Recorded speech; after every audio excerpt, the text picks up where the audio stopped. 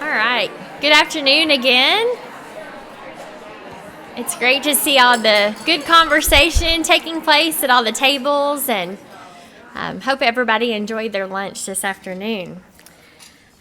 We are delighted to have a number of university representatives here with us this afternoon. Will all the University of Kentucky administrators, trustees, college deans, and department chairs please stand?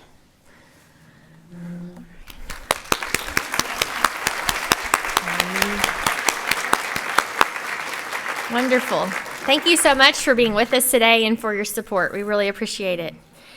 We are also excited to have several alumni represented here with us this afternoon. Will all of our alumni please stand? Yay! Yay!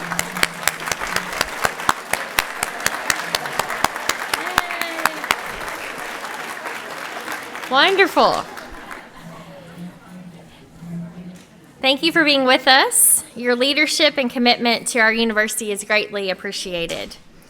We also appreciate your support of the Alumni Association as we strive to serve the university community, alumni, and students. And speaking of students, we are especially excited to welcome nearly 70 students from all across campus today. The women we trust that one day will pick up the torch from those who have come before and continue to advance equality for all. Will all of our students please stand? Yay!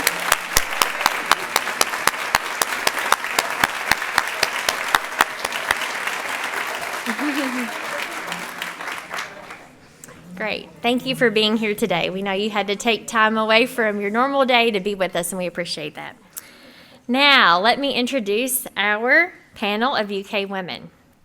Panelists, as I introduce you, please come to the stage and take a seat. First up, Jennifer Barber.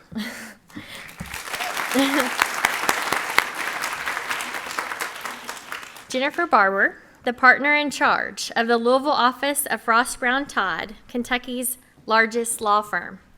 She is a state and local tax attorney. Her practice includes advising national and local clients with tax planning, serving as counsel in administrative and judicial disputes, and negotiating economic incentives. She has been named to Best Lawyers in America, Super Lawyers, and Martindale Hubbell's Registry of Preeminent Women Lawyers. She was recognized by Business First of Louisville as Enterprising Woman to Watch and 40 Under 40 for her impact on state and local economic development. She was inducted into Business First Louisville's 40 Under 40 Hall of Fame in 2022. Jennifer has served on numerous boards, including the University of Kentucky Board of Trustees and Kentucky State Fair Board. She currently serves on the advisory boards of U.S. Bank and UK Healthcare. Jennifer served as United States delegate to the 75th United Nations General Assembly, where she delivered formal statements on behalf of the U.S. government and advised on foreign policy, particularly in the areas of human rights and humanitarian aid. She received her bachelor's degree from the UK College of Communication and Information and Juris Doctor from the Rosenberg College of Law.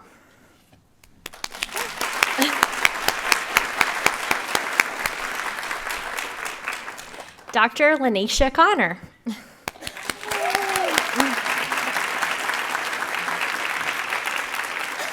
Dr. Laneshia Conner, an assistant professor in the College of Social Work.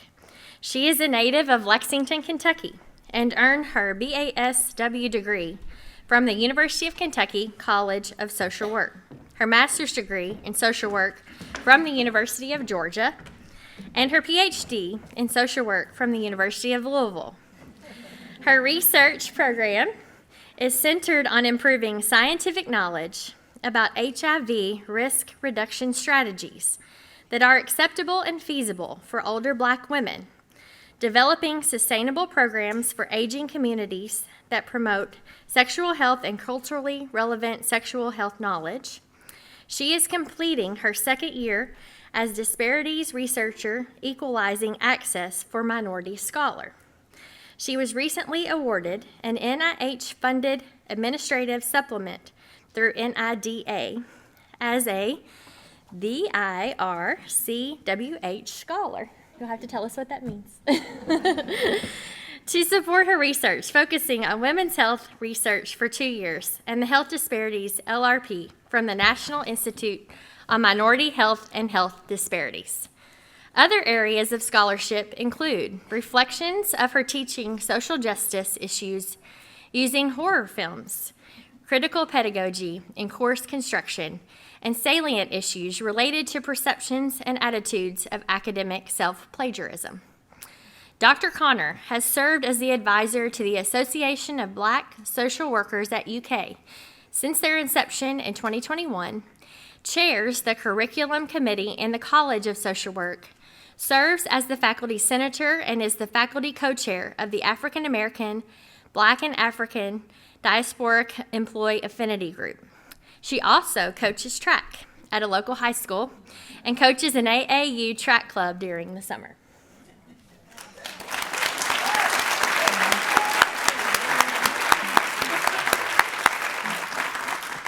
Dr. Ebong, an assistant professor of neurology at the University of Kentucky. Dr. Ebong received her Doctor of Medicine degree from the University of Kentucky College of Medicine. Dr. Ebong is the Director of Diversity and Inclusion for the Department of Neurology and has made it her mission to champion equity, diversity, inclusion, anti-racism, and social justice efforts at both the local and national levels. Dr. Ebong is a 2019 graduate of the American Academy of Neurology Diversity Leadership Program. She is a founding member of AAN's underrepresented in neurology section. In 2020, Dr. Ebong was selected to serve as a member of the AAN Special Commission on Racism, Inequality, and Social Justice. In 2021, she was selected to serve as a member of the AAN Equity, Diversity, and Inclusion Joint Coordinating Council. She is a member of the AAN's Diversity Officers Work Group, Anti-Racism Physician Work Group, and Inclusion, Diversity, Equity, Anti-Racism, and Social Justice Subcommittee. In recognition of her work, Dr. Ebong has received several awards. In 2020, Dr. Ebong was named one of 1,000 Inspiring Black Scientists in America, published by Cell Mentor and published by the Community of Scholars. She is the recipient of 2 Academy of Medical Education Excellence in Medical Education Awards in years 2020 and 21 from the University of Kentucky College of Medicine. She was awarded the University of Kentucky Martin Luther King Living Legacy Catalyst Award and was the inaugural recipient of the University of Kentucky College of Medicine Diversity and Inclusion Pillar Award for faculty. Dr. Ebong was elected for membership into Alpha Omega Alpha Honor Medical Society, one of the highest honors in the field of medicine, signifying a lasting commitment to professionalism, leadership, scholarship, research, and community service.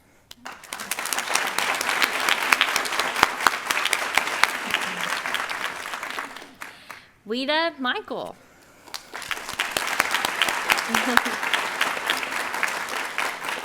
Ouita Michel, chef and owner of Holly Hill and Company, featuring 7 restaurants, a bakery, and an events business, all in the central Kentucky area. Chef Michel is a graduate of the University of Kentucky and the Culinary Institute of America. While at UK, she won the National Debate Championship. Chef Michel later graduated at the top of her class at the CIA's Hyde Park, New York campus. Chef Michel has received 6 nominations from the James Beard Foundation for Best Chef Southeast and 2 for Outstanding Restaurateur. She is alumna of the James Beard Chefs Boot Camp for Policy and Change, a collaborative effort to change the world's food systems. Holly Hill and Company restaurants are often featured in media such as the New York Times, Southern Living, Garden and Gunn, CBS This Morning, Food Network, and the Cooking Channel. In 2019, Chef Michel served as a guest judge on Bravo's Top Chef Kentucky series. Chef Ouita has joined the ranks of other culinary professionals as a member of the American Culinary Corps, a diplomatic culinary partnership formed by an alliance between the U.S. State Department and the James Beard Foundation. A 2020 inductee of the University of Kentucky College of Arts and Sciences Hall of Fame and the Junior Achievement Bluegrass Business Hall of Fame, Chef Michel has received the Fayette Alliance Agricultural Excellence Award, the Midway University Spotlight Award, and the Bluegrass Tomorrow Josephine Abercrombie Award, its most prestigious honor given in recognition of those who work tirelessly to improve the quality of life in the bluegrass.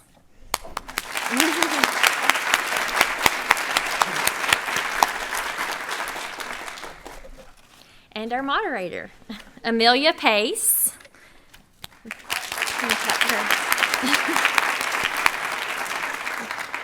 Amelia Pace is a senior at the University of Kentucky studying materials engineering. She is from Louisville, Kentucky, where she attended DuPont Manual High School. She has had the honor of serving as student body vice president with the Student Government Association this school year. In addition to serving as the student voice for the UK Alumni Association, she advocates for increased child care support for students, equitable election practices, and improved access to funding for registered student organizations. Since joining SGA during her freshman year, Amelia has participated in the Leadership Development Program, served as the College of Engineering Senator, Undergraduate Senator at Large, and the chair of the Academic and Student Affairs Committee. Amelia is also involved in Material Advantage, an academic organization for materials engineering students and faculty. She has worked as an aluminum metallurgy intern for CCAT in Lexington, Kentucky, and as a research and development intern for Celanese in Florence, Kentucky.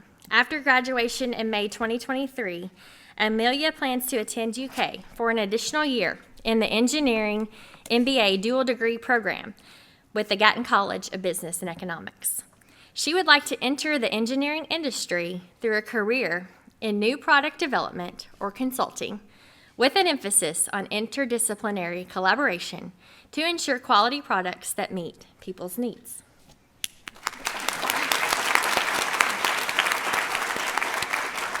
Thank you all.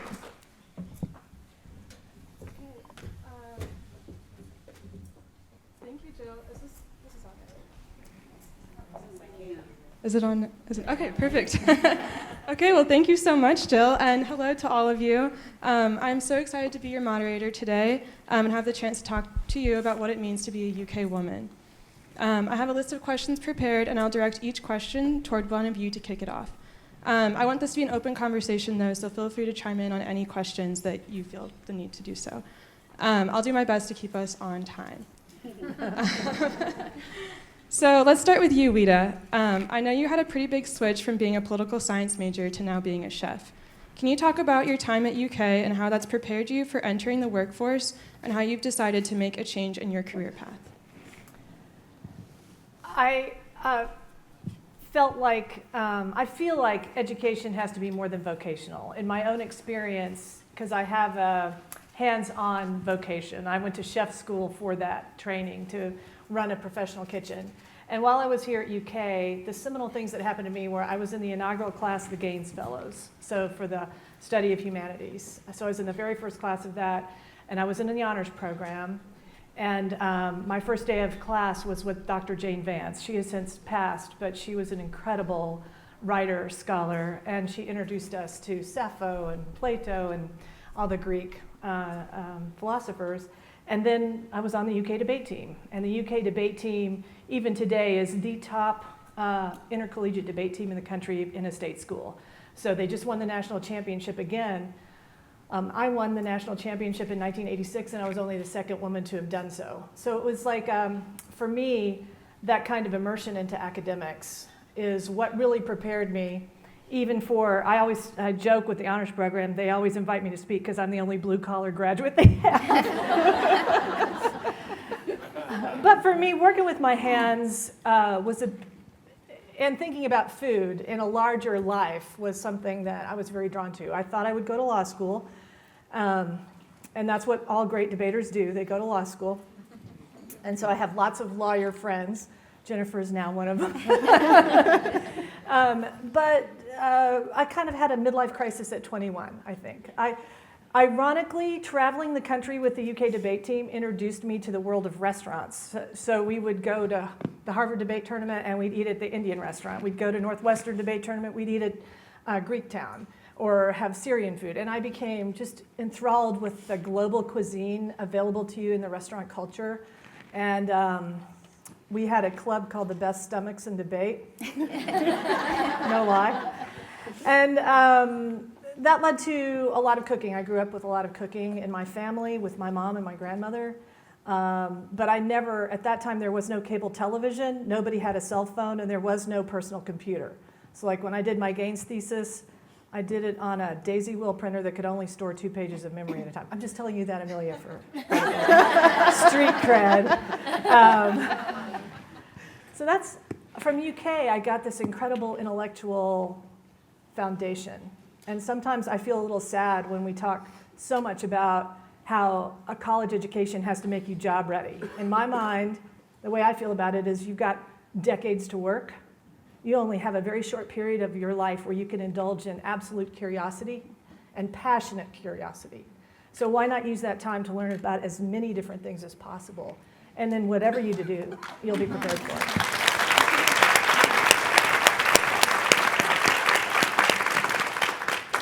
Thank you so much. That was a great answer to kick off our first question, so thank you.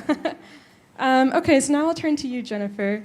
It sounds like you've had a variety of positions throughout your career, partner in charge, member of multiple boards, and as a U.S. Delegate. It's very impressive. But were there any organizations or leadership positions that you held at UK that have helped you to develop some key skills that you now use in your career? Sure, thank you so much for that question, and thank you all for having me today. It's so nice to join you all and to celebrate this milestone at UK. It's great to be back on campus. And absolutely, there were so many things that I did here at the university that have really helped shape my career. So I'm the first in my family to graduate from high school, and so from that point on, everything was really foreign. I didn't have much of a knowledge about what college was going to be like, what to expect. So my experience here at UK was one that was really transformative for me. It was so instrumental in my development of leadership skills and my development of teamwork abilities. And I think those have carried throughout my career. I think back on, I was a UK ambassador when I was here. I think there were 5 ambassadors then, and our jobs were to learn about the university, the ins and outs, and to learn lots of different sectors about the university, about philanthropy and about academics, of course. But then we would go out and we would go to rural parts of Kentucky and we would help with recruiting. And I feel like those basic skills of learning a product, learning how to sell the product, getting out in Kentucky and traveling, doing public speaking, and being an ambassador for the university really led to some of the same skills that I use today as an advocate for our clients. When clients call, I learn about their business, and then I'm an advocate for their business. And when I was at the United Nations, I was the ambassador for the United States to the rest of the 192 other countries at the United Nations. So I think some of those skills that I did not previously have until I came to the university were learned through roles like UK ambassador. Something else that I feel like it was really impressed upon me here is I worked in philanthropy. And I think seeing the generosity of so many of our alum, and whether it's in talent or in treasure and time, seeing that generosity and being in philanthropy and working hard to get people engaged on campus, even as a student, has really taught me the importance of carrying it, paying it forward and carrying that through my career. I do a lot of philanthropy work in our community. I live in Louisville, but also on behalf of our firm now, I handle a lot of our outreach and our civic engagement, and I just truly understand the importance of that, and having been on that side of philanthropy when I was here. And then lastly, I'll say that I was in a sorority here, and I think that taught me a lot of teamwork skills. So whether it was planning Dance Blue or going through recruitment, in the law firm, we always talk about, do folks have their elevator speech ready? And if you're in front of a client, how can you give them that 5-minute or even 2-minute summary of what it is that you do? And I think there was no better preparation for that than going through sorority recruitment and having to sit there and talk to hundreds of people for 2 to 5 minutes and know everything about them, or even as I was going through that, having to tell about myself in a very short amount of time. So I think those are some really instrumental skills that I developed here, and I'm really grateful for that. That's great, thank you. Okay, so next I'll turn it to you, Laneshia. I think that many would agree that social work is a very rewarding career, but one that can often be challenging in times of handling tough topics. What is an obstacle that you have faced throughout your career, and how did you overcome it? Thank you for the loaded question. So I'll probably work backwards and say that there are still things that I'm overcoming. And I know at my time at UK, there were different examples where I had to develop tenacity and some discipline to overcome some things.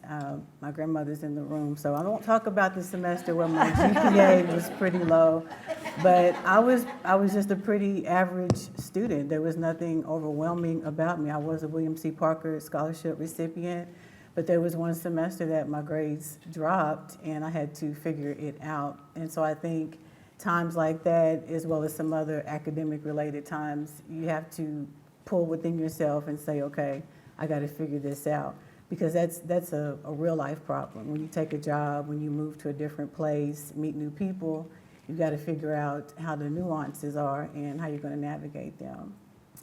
To add to that, I will say working in social work, you do deal with not just the clients you work with, but also the stereotypes about the work that you do. And I love older adults. I love everything about the work that I do. When I lived in Georgia, I worked for the state, so it was very stereotyped, the kind of work that we did. And so I struggled a lot with messaging, whether it was in, documentation. I had to go to court sometimes, and I think it was there that I learned that perception is key, but also you just have to be who you are. And I spent a lot of time throughout my degrees trying to write and sound like other people, and I didn't really have guidance on how do you pull yourself into the work that you do. And so now with grantsmanship and academic writing, it's the same thing. And so you're writing, but then you're also at a level of critique where people are reviewing your work and providing feedback, and they know nothing about the context of what you're writing about. So when I say it's still an obstacle, it's still something that, I work with and people in this room, work with, and sometimes it's a struggle. But I'd like to think that there are opportunities to educate people and to normalize that you do have to develop your own voice. And as you were saying, it takes a long time, and everyone is not afforded blocks of time in their life to fully develop and experience. Some of us become more liberated later because of our professions and because of our training. So, yeah. I want to join in on the obstacle conversation since we are having a conversation. And one thing, let me go back and say that my time at UK from medical school till now as faculty has been phenomenal. I would not have come back to be faculty after my training at the University of Miami if I didn't love my family here. And by my family, my UK family, I felt that this was the place for me the moment I interviewed for medical school back in winter 2009 when there was that big storm here. That was the first time I saw icicles on trees and on power lines. And I'm this young woman from the Bahamas. I went to school in Georgia. I went to Georgia Tech, so I never experienced that type of weather. So when I landed from the airport, I said, what is this? But I loved it. The moment I interviewed, I knew that I belonged here. But I must say that, over the years, there have been some obstacles, not necessarily because I was a woman, but also because I'm a Black woman. One of the things that sticks out to me and I think about and I get a little shaken when I talk about it, I was called the N-word on my 3rd year surgery rotation by a patient. And that almost broke me because that never happened before. But I didn't let it break me. I didn't keep quiet. I actually went to the College of Medicine administration and I told them about it. And they took action right away. I had meetings. I remember going to the dean's office and talking about my experience. I met with the then vice president for diversity at the time. I mean, there were so many things going on, but the thing I want to say is that they didn't sleep on it, and they made sure that something like that would never happen again. But then when I came back as faculty, there were instances where patients thought that the male senior resident on the team was the attending, and I'd be talking, and they're looking at me like, well, I was talking to him, and I'm I'm the leader, I'm the boss of this team. And so what I do now, these don't bother me, but I share this with people to let you know that don't let these things hold you back. Remember that it's not about you, it's about those people. And also, that's because I had experienced those things, that's what drove me to continue my work in equity, diversity, and inclusion, to ensure that future medical students, future physicians don't experience those experiences. And then to teach our patients and to teach everyone that we are all here to provide the best care for you here at the University of Kentucky. But at the same time, we won't tolerate bigotry, racism.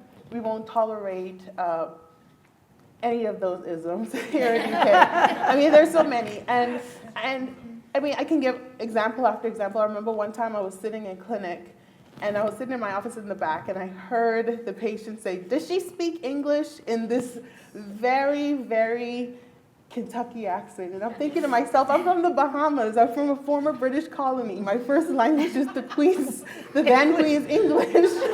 But because they saw my name, they automatically assumed that, that I was an other.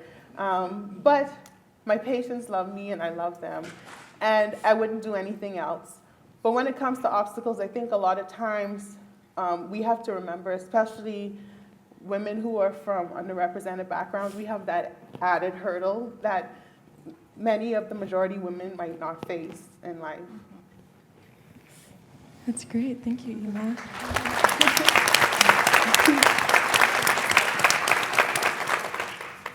So actually, my next question is for you. It's a great segue, I think. So, in your position as both an assistant professor and the director of diversity and inclusion for the Department of Neurology, I imagine that you are often leading others and taking charge.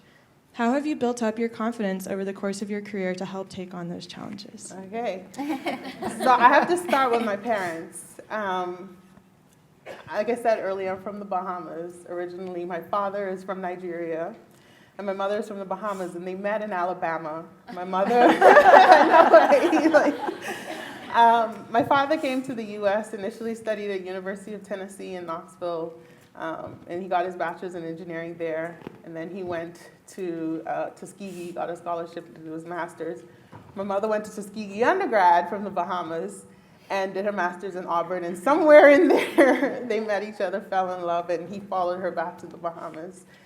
And it was because of them. They were both first generation of their family to go to college. As a matter of fact, my father was the first to go to high school to finish after primary school in Nigeria. So he was the first secondary school graduate, and he went off to college. And my mother was the first college graduate, first generation in her family.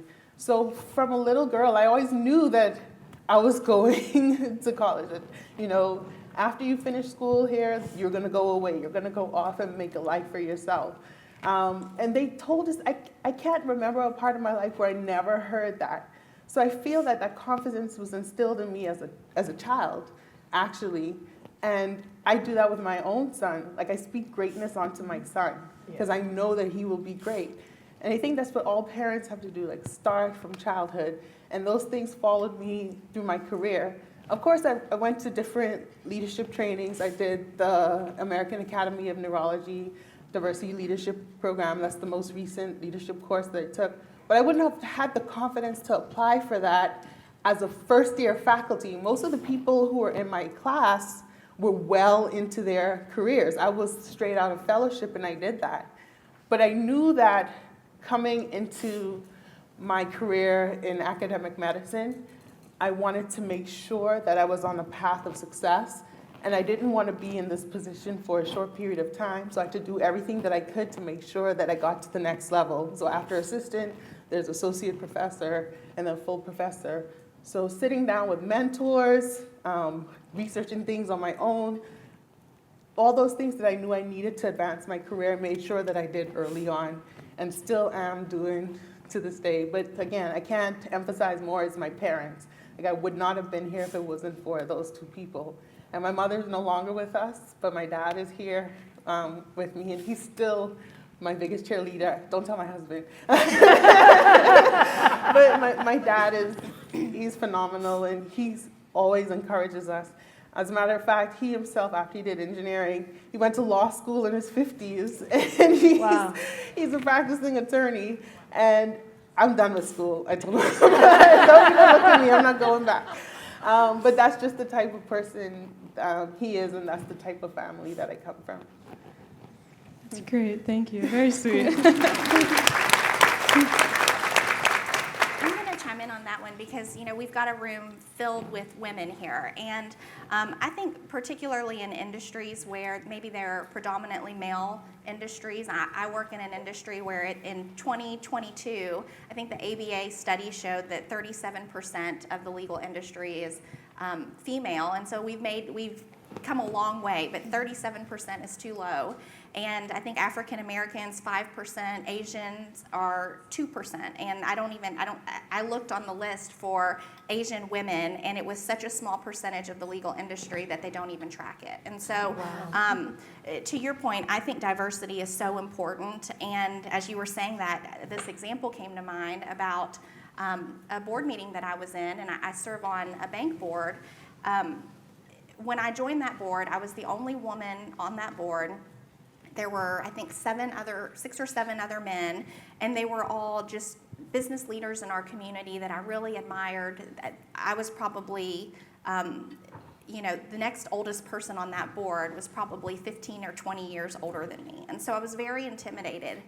But I think having confidence, whether you really do or not, whether it's like fake it until you make it, whatever saying you want to use, I think it's really important just to know your self-worth and to understand that if you are a woman and you are in an industry where there's few women and you don't see people who look like you, that you do deserve that seat at the table. And I remember going to lots of board meetings and feeling very intimidated because these guys were talking about their stock portfolios and how could they transfer these large sums of money to their children. And I was sitting in there with I think a 2-year-old and a 1-year-old at the time, thinking about lots of other things that they couldn't relate to and I couldn't relate to them. And I remember this topic came up about how do we improve banking for our customers. And those gentlemen, they were, I go to the bank every day, and I like it when I walk in and they know my name. And I was just sitting there like slouching in my seat, cringing a little bit. And then it got to me, and they said, well, what do you think we can do? This is back in 2017 or 2018. This is pre-COVID. And I was really nervous about this, but I thought, I'm going to tell the truth. And I told them, I said, I could go an entire year where I do not step foot into a bank. What is important to me is the ability to transfer money digitally. I like to have apps that are very user-friendly. And the 6 or 7 of them were looking at me like, she's crazy. Why is she on this bank board if she doesn't step foot into a branch? And what they wanted was customer service training. They wanted people to know their names. They want that when I remember an example was at 3 a.m. if I need to transfer my child, some inordinate sum of money, that the banker is going to answer my call and they're going to trust that this is who I am, you know. And so I could not be I could not be farther from that. So I voiced that, you know, and I said, what I like is this app called Venmo. They said, what is Venmo? I said, Venmo is when I go to dinner with my friends, and instead of splitting the check, we just Venmo each other money. Venmo is when I get home from a date night and I have to give my babysitter money who doesn't understand what checks are, and I Venmo her money. And so this was really foreign. I mean, this was back in 2017, 2018, and then, of course, COVID happened. And so everything flipped. And the next thing I know, after that meeting, I'm meeting with the developers of Zelle. The bank was then creating the Zelle platform, which is very similar to Venmo. And they're asking me for feedback, and they're saying, so we understand you sat in this meeting and you told everyone you never go into a bank, and you like to use the app. How can we make the app friendlier? And even then, I was very insecure as I was meeting with people about how we could, improve Zelle. And fast forward, now that we've come through COVID, we realize that no one does need to walk into a bank. We didn't walk into a bank for a really long time. And we're seeing that brick and mortar is really transforming into really just digital ATMs and digital transfer of assets. But the reason I say that is because as a woman and as a young woman and a minority woman sitting on that board, I remember how insecure I felt talking about that and how I just really felt like this was wrong. I know this is really strange. And I felt like I didn't belong. But as we fast forward, that case study was so helpful for them in developing the platform that their customers now use. So I say that because there will inevitably be times in your career where you feel like you don't belong. And so the question about confidence, you probably won't feel confident, but no one needs to know that. And you have to be comfortable in your own skin to use your own life experiences and bring that to the table, even if that's different. And that's why I think diversity is so important, whether it's by age or gender or race, because we all take our life experiences to the boardroom or, to the office or wherever. And you've got to speak up about your perspective because that's what helps make things better. Yeah. And now we have Zelle. Thank you, Jennifer. So my next question is also for you. Oh. It's just going in order, right? Okay, so something that I'm always encouraged to do as a student is to seek mentors, whether that's for connections or just general guidance. So did you have a mentor during your time at UK, or do you have a role model now that you look up to? Well, I have a lot of them. And so I guess I would say just surround yourself with mentors. I look back, when I was here at UK, I talked about the different things that I did. I had mentors throughout all of that, great people who gave me opportunities. Even in my legal career, I think about having lots of different mentors. Some are men, some are women. And I think the key is surrounding yourself with mentors and then taking the good from each of those mentors and then making it your own. I remember when I first started practicing law, and I worked for this older partner who was terrific, but his style was so different than mine. And I remember him telling me, well, you've got to go in the courtroom, you've got to stand this way, you've got to dress like this, you've got to talk like this, you've got to... And I thought, that doesn't work for me.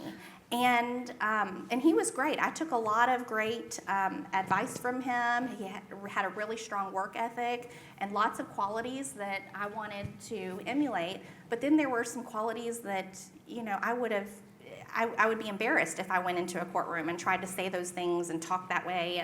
And then I had female mentors who I practiced law with who, there were things maybe that I didn't like about them, but then there were great qualities that they had that I could pick up from them. So I've had lots of mentors, my parents as well, who worked very, very hard. And even now I try to find new mentors and people that I really admire. And I think that you get what you give in relationships.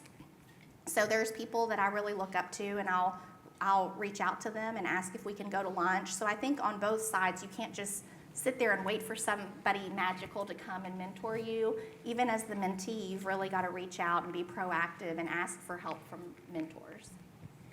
I'll add to that, Amelia. So I like what you said at the end, because as a mentee, I don't think you really know what you need at times. And so it's important to have different types of mentors. You need some people to help you with your soft skills, if you don't have tact.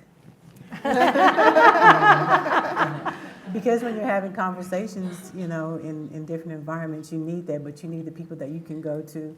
I also think peer mentorship is invaluable because it's nothing like the hierarchy and feeling less than, if someone has a higher rank or they are more prestigious, and you're weighting yourself all the time anyway. And so to have people that are on par with you is important, and we have those. I don't think that we use them enough, but I think that's helped me a lot, especially as faculty, to have people that are on my level and we have different contributions to one another.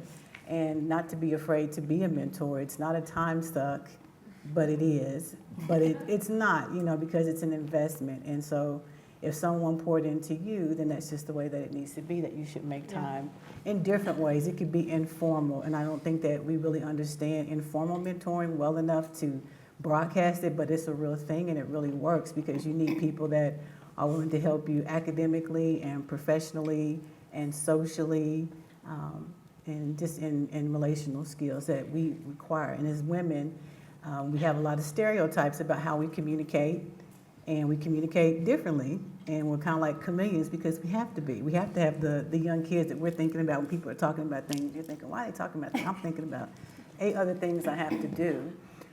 But you need a sounding board, so however it can be created is really important, especially for students, especially for underrepresented students, invisibility, whatever that might mean for some people. I mean, you need it. You need to find your people and find your networks. And I like what I see.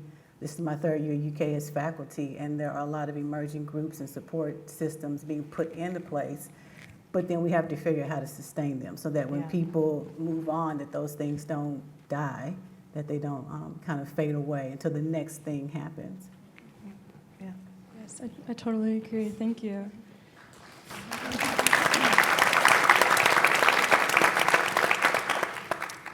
Okay, so as we start to wrap up our panel, I would love if all 4 of you were able to give an answer to these next 2 questions. And I will start with you, Ouita. Okay.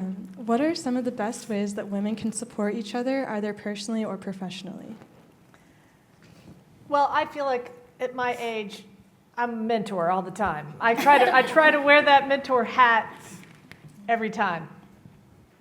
I see you. Tal, one of my besties, is in the audience.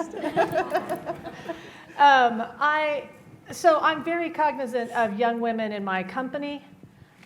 We have 200 employees, and we have women of all ages. And we have a lot of women managers, and that's by design, so that we can bring people into our industry and show them how to succeed. So I really, really think that's important. The peer mentorship is so important. So when I moved to Lexington, I grew up in Lexington, but when I came back from chef school, the only person that would hire me was Debbie Long, who owns Dudley's Restaurant. Everybody else said I was overqualified. They wouldn't give me a job. Well, there were no good restaurants in Lexington in 1993. But so Debbie gave me a job, and she's been my friend and mentor ever since then. We don't golf. I don't golf, and I really hate small talk, and I'm not good at cocktail parties. But when I need her, she is there, and when she needs me, I'm there. So like downtown metered parking, Debbie led that fight. She texts me. I'm her posse. She's my posse, and I think that is so important. Whatever you're in, whatever field you're in, and women, we don't have to compete with one another. We do know how to support each other. That's our secret superpower. It's not even that secret. We know how to support because we are the ones supporting our kids, our spouses or our partners, our friendships, our relationships. That is how we navigate this world. So we just have to remember that it's very important that we do that for one another, whether it's formally in organizations, there's all kinds of women's organizations, or whether it's informally just through friendship and through conviviality. I'm a big believer in friendship and conviviality. It doesn't have to be a formal thing.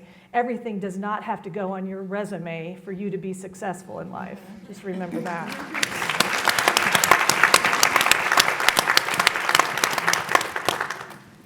I think the biggest thing we can do to support each other as women is to just speak up.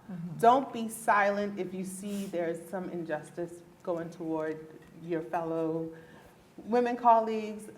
For instance, there is a big issue in the United States now about parental leave. It's always been an issue, I should say. I have a cousin-in-law who's also a neurologist in Sweden. They get a year maternity and paternity leave paid. They get a year paid. This is my husband's cousin. So she had her son and went back home to Uganda for a year paid. Wow. So we have to continue speaking up for each other when it comes to issues like that, because I think if we take the time to ensure that our families are taken care of, then we can take care of our jobs, we can take care of our colleagues. If we're burnt out at home, if we're forced to go back to work after 6 weeks, I begged for 3 more weeks. I went back after 9 weeks in residency. I still don't know how I did it. But most people here, some people don't get anything. There are some residents that have to go back to the OR. Surgical residencies just days after giving birth. So that's just an example. It's one example of speaking up. We need more voices to speak up about injustices such as that. I'm actually going back. So today I went to the bathroom. I don't come to the student center. There's sanitary napkins for free in the student center bathrooms. I work in the medical center. A medical center. No, we don't have that there. There's none in the clinics. They're not in the hospital bathrooms. So I made a note. I'm going to email someone as soon as I get back to my office. They have it in the student center. We're a medical facility. Why don't we have sanitary products for menstruating individuals? So those are things that I'm talking about. Just speak up. The minute you see something, speak up and speak out. Because other people might be thinking it, but they may not feel that they have the voice to do it, so you have to do it. Yes. And if you do it, we all do it. Yeah.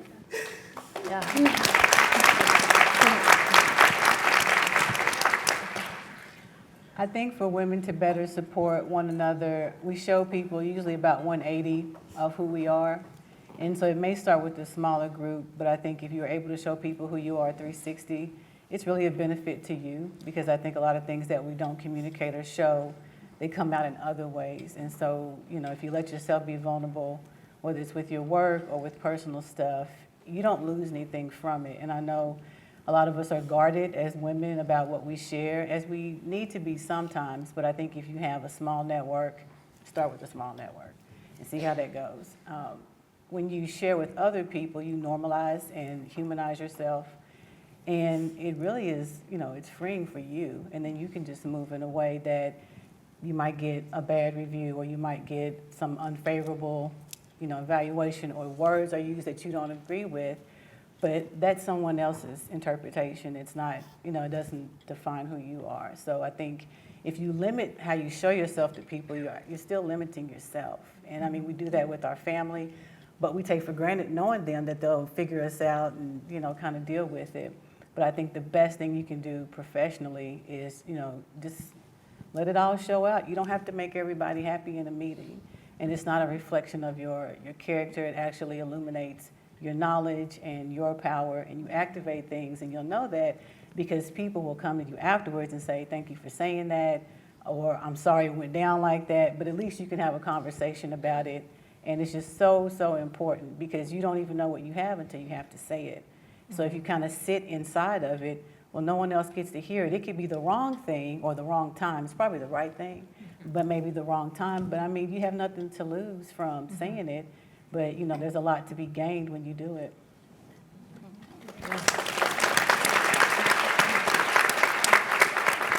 So I attended a women's conference recently, and so I'm copying this from what I learned at that conference, but they talked about generosity. And I think that this is how, as women, we can lift each other up. There were 3 things, and the first was be generous with your knowledge. And I think so many of us in this room, we have life experiences, we know the secrets to success, and skills that we need to share with each other. So be generous with the knowledge that you have. Don't just hold it for yourself. The second was be generous with your network, because we all have networks, and if there's something that I know that you need, if I have someone in my network, then I need to be generous about that and share that with you.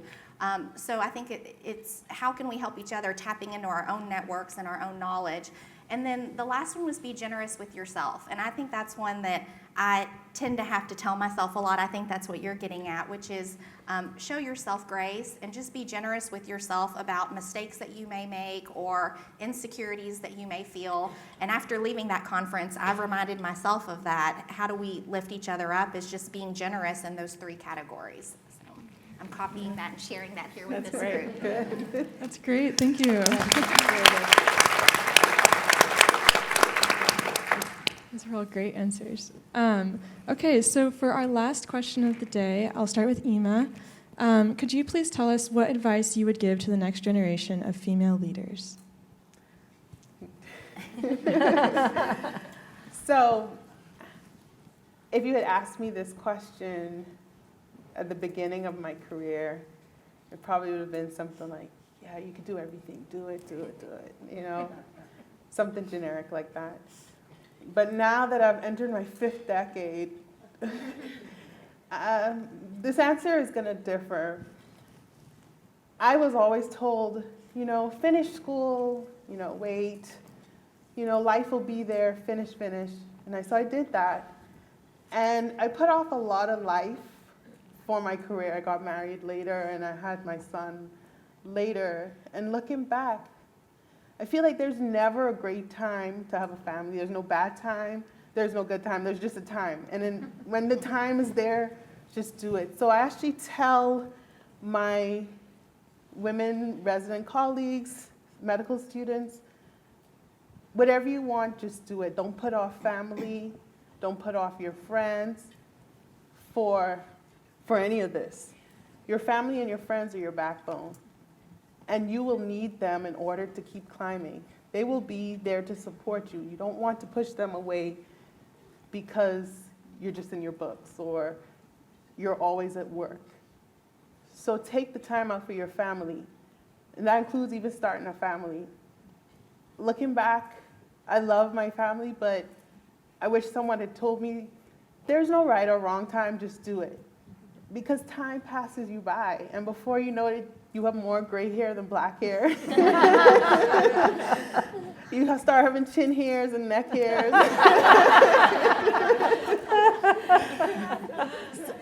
And yeah, it's nice to have all those degrees and those accolades, but and I'm glad I caught it in time to where it was to the point that I'm not letting my family go. Things can wait. Work will always be there. Yeah. I used to be that person I wouldn't leave until every note was finished, everything was cleared off my desk. Now, whatever. Like I gotta go to my son's track game, track practice, and basketball game, and you know that comes first.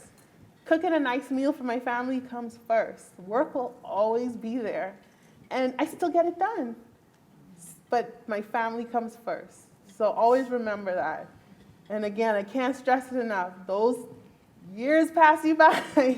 So if you want that baby, go have that baby. There's no right or wrong time.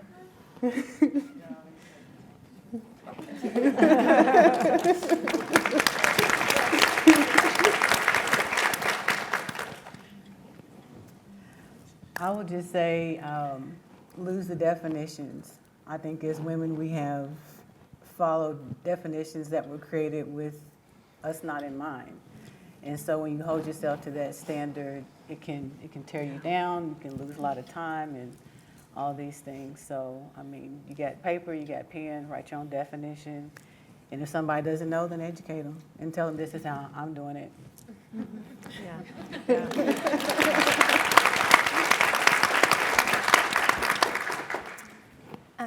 I think a couple things. I mean, first of all, I would say that it's a marathon, not a sprint, although I feel like maybe you should have said that as the track. But I feel like I always have such a sense of urgency about everything, and I think that also means I'm just impatient. But I think that knowing that it's a marathon. Like success is not going to happen overnight. Show yourself grace, give yourself time to build foundation and then build on yesterday. I think that's really important career advice. Maybe not for family, but it's really important for career, I think. And then I think risk taking, which is similar to what I think you said. I think that, at least in my career, I have been early on kind of timid and scared to take risks. I always wanted to be comfortable. And what I realized is that when you are comfortable, the bar's not set high enough and you're not challenging yourself enough. So I think a healthy level of discomfort means you are challenging yourself, and I think that's really important to succeed. And then finally, especially in meetings or in boardrooms, I think it's much more important to ask good questions, than it is to know the answer. And I think as women, we tend, like I shared that experience in the boardroom with you all earlier, we tend to want to have answers, and we tend to want to say the right thing. And I've found, as I've gained more experience in my career, that it's really important to ask those questions, because you're not the only one sitting in that room wondering the same thing, and you're just the courageous one who asks the question that then can stem an entire dialogue that may be helpful for an organization or for your firm. So those would be the three things that I'd recommend. I think that I agree with breaking the mold, and I do think that it takes a long time to succeed. But I also think it's really important that you're capable of world class, whatever you want to be, top of class. I think in Kentucky, a lot of times I can't even count the number of times people have said to me, "Oh, this is so great. It could be a restaurant anywhere." And I'm like, well, damn, it's right here. So it's like, that is something that as a state and as a university, that's been an obstacle for all of us that we have in common. But whatever you're doing, don't assume that you're less than you're somehow behind the pack or even in the middle of the pack. My intuition is more often confirmed. It's taken me a long time to get to this point, but now I follow my own instincts when it comes to business. I've sat in so many banking meetings. I end up thinking, you all are just the same as you all were when we were in high school, struggling to belong to one another. I just don't fit that mold. All those guys in board meetings and blah, blah, blah. And I just feel like so much of the time when you sit back and research the decisions that you've made or the path that you're on, you've doubted yourself, and then you come to find out that you were absolutely right. And you're absolutely right according to so-and-so on NPR or on the New York Times or whatever it is. And you go to a big national conference and you think you're a little intimidated because you're sitting there with all these amazing women, and you find out yourself, or a men, or whatever organization it is, and you find out, oh, I was right on track. I'm right on track. I'm right there. And that is something actually that the University of Kentucky taught me on the debate team. I can stand toe-to-toe with Harvard and Georgetown University and win. And I just think that lesson learned at a very early age has guided me in my entire life. And I just think it's something that you need to assume, that you're not behind, but that you're ahead, and listen to your own instincts.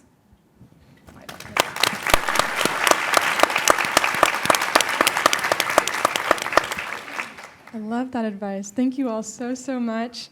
It was absolutely an honor to be here today listening to your experience as UK women and how this university has shaped and impacted you since your time here. As a current student, it's incredibly inspiring to hear from women alumni that were once in my shoes, and I think it gives me a lot of confidence to proceed forward, and I hope it does the same for some of our students that are here today. I really appreciate your all's time, and thank you all so much again. Could we please get a round of applause for our panelists?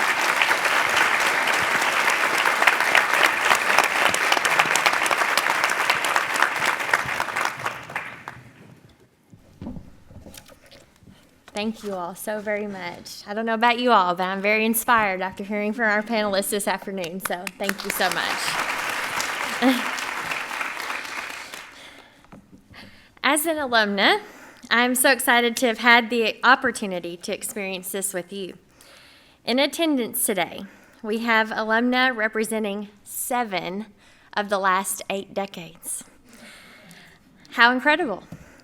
The UK Alumni Association prides itself on being one of the history holders of University of Kentucky history.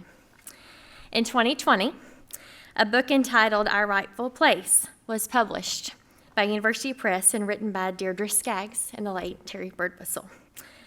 I brought my copy with me today, so I have it up here if anybody wants to look through it real quick. I would encourage you to read it if you love UK history, especially history about women. Deirdre Skaggs is with us today and serves as Associate Dean of UK Libraries and as the Director of the Wendell H. Ford Public Policy Research Center. Terry Birdwhistle worked at the University of Kentucky for 50 years, where he served as Founding Director of the Louis B. Nunn Center for Oral History, Founding Director of the Wendell H. Ford Public Policy Research Center, Associate Dean for Special Collections and Digital Programs, Dean of UK Libraries, and most recently, as Senior Oral Historian before retiring in August of 2022. Unfortunately, we lost Terry a few weeks back. Terry was a dear friend to the UK Alumni Association, always generous with his time and willingness to speak to our alumni groups. We are pleased that Terry's wife, Janice Birdwhistle, has joined us for today's program, and she has also been a great UK friend and colleague over the years and is here representing Women in Philanthropy today as one of the organization's co-chairs. During COVID, Terry brought this copy that I have here in my hand of Our Rightful Place to my house so that I could read it. He dropped it off in the mailbox and then had me go get it later. In the front, he wrote this note, and I quote, "For Jill, a UK leader for the 21st century, standing on the shoulders of so many accomplished and strong women who have come before." And I think Terry's words ring so true for us all. We all stand on the shoulders of those who came before us, and I'm grateful for passionate historians like Terry and Deirdre who have helped us remember these special women who paved the way for us today. And for women like our panel and those in the room that are standing on the shoulders of so many accomplished and strong women who have come before, paving their own way. In closing, I invite you all to join us out in the grand foyer for a dessert reception and a chance to network. Again, the UK Alumni Association thanks each of you for being here today.